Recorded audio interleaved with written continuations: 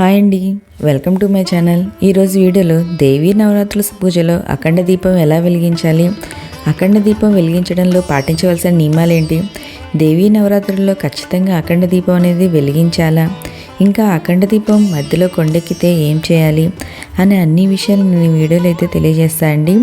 ఈ వీడియోని ఎక్కడ స్కిప్ చేయకుండా చివరి దాకా చూడండి, పూర్తి ఇన్ఫర్మేషన్ అనేది తెలుస్తుంది. ఈ అఖండ జ్యోతి వెలిగించడానికి ముందుగా మనం ఓ పెద్ద ప్రమిదని అయితే తెచ్చుకోవాలండి. ఈ ప్రమిదికి చక్కగా నీటితో అయితే కడగాలి. కడిగి కొంచెం 10 నిమిషాలు అలా నీళ్ళు పోసి అలాగే ఉంచండి. ఎందుకంటే ఏమన్నా హోలు అలా ఉందా మనకి అనేది తెలుస్తుంది. తర్వాత ఇలా కడిగిన తర్వాత చక్కగా పసుపు అనేది రాసుకోవాలండి. రాసుకొని కుంకుమ బొట్లు అనేది పెట్టుకోవాలి.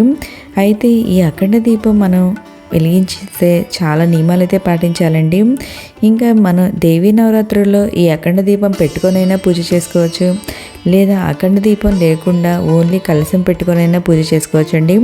లేదా అఖండ దీపం కలశం రెండూ లేకుండా మనం పూజ అయితే చేసుకోవచ్చు.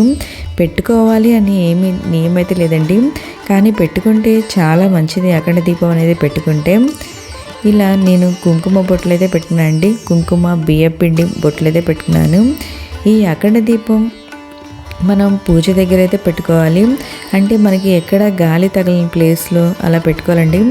నేను ఇక్కడ ఒక పీట వేసుకొని పీట పైన అష్టదళ పద్మం ముగ్గు వేసుకొని ఈ అఖండ దీపం అయితే పెట్టుకుంటున్నాను అండి. ఇంకా ఈ అఖండ దీపం డైరెక్ట్గా పెట్టకూడదండి. కింద అడుగున మనం ఒక ప్లేట్ అయితే పెట్టుకోవాలి. అది ఇత్తడిది అయితే తీసుకున్నా అండి ఒక ప్లేటు. ఆ ప్లేటుకి కూడా చక్కగా కుంకుమ బొట్లు అయితే పసుపు రాసుకొని కుంకుమ బొట్లు అయితే పెట్టుకున్నాను. పెట్టుకొని ఆ పీట పైన అయితే పెట్టుకునండి. పెట్టుకొని ఆ ప్లేటులో 3 గుప్పెలు కానీ 5 గుప్పెలు కానీ బియ్యం అయితే వేసుకోవాలండి.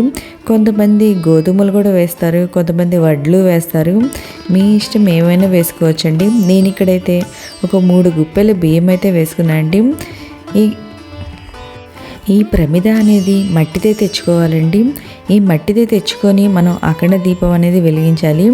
ఇలా నేను ఒక ప్లేట్ తీసుకున్నా, దాంట్లో 3 గుప్పెల బియ్యం అనేది వేసుకున్నాండి. ఈ బియ్యాన్ని చక్కగా నీట్గా అడ్జస్ట్ చేసుకొని పెట్టుకోవాలి. పెట్టుకొని మనం ప్రమిద ఉంది కదండి, బొట్లు పెట్టింది, ఆ ప్రమిదని ఈ బియ్యం పైన పెట్టుకోవాలి. పెట్టుకొని మనం అఖండ జ్యోతి అనేది మనకి పూజా స్టోర్లు అనేది దొరుకుతుందండి. అఖండ జ్యోతి అనేది తెచ్చుకొని మనం ఈ అఖండ జ్యోతిని అయితే వెలిగించాలి.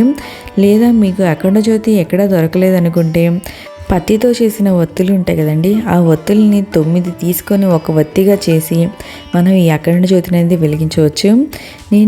నాకైతే అఖండ జ్యోతి అయితే దొరకలేదండి. నేను ఇక్కడ పత్తితో చేసుకున్న ఒత్తులు అయితే ఉన్నాయి నా దగ్గర.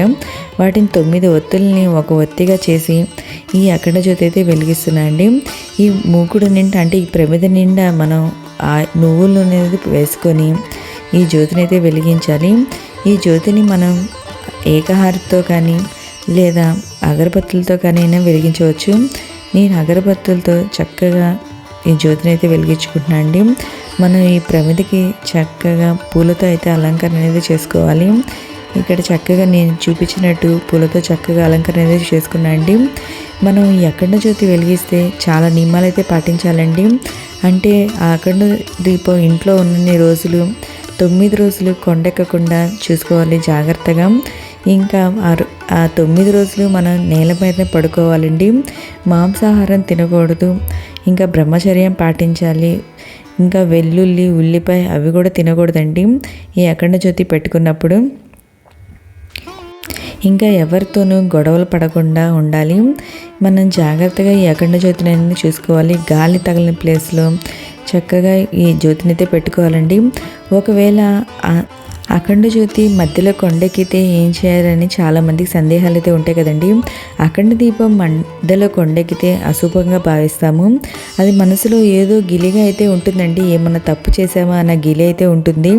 అప్పుడు మనం ఏం చేస్తాము, అనవాని కారణాల వల్ల అంటే గాలి వల్ల ఇట్లా అఖండ జ్యోతి అయితే కొండెక్కితే మళ్ళీ ప్రమిదలోని వత్తిని తీసేసి కొత్త వత్తిని అయితే వేసి కొంచెం ఆయిల్ అనేది వడ్డించి అమ్మ తప్పైంది క్షమించి తల్లి అని అమ్మవారికి చెప్పుకుంటాం.